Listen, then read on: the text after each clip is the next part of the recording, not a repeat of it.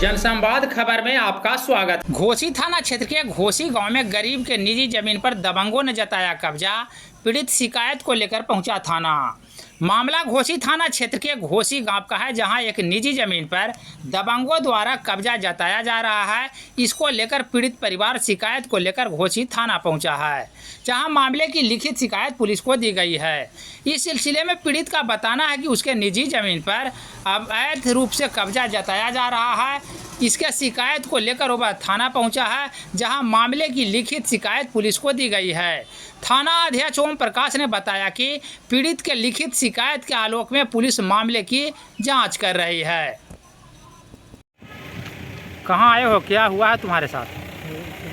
थाना में आया है। बगल हो जाओ, बगल हो जाओ। घोसी थाना में आया है। किस लिए, क्या हुआ है? मेरा ज़मीन पर ईंटा बालू गिरा के मकान बना रहा है, निजी ज़मीन पर। कौन आदमी है वो? नरदेव प्रसाद का बेटा है। कहाँ का रहने वाला है?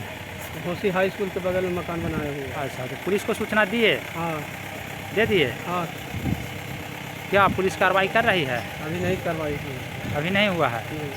क्या नाम हुआ? धर्मेंद्र कुमार पांडे, घर? घोसी। ठीक।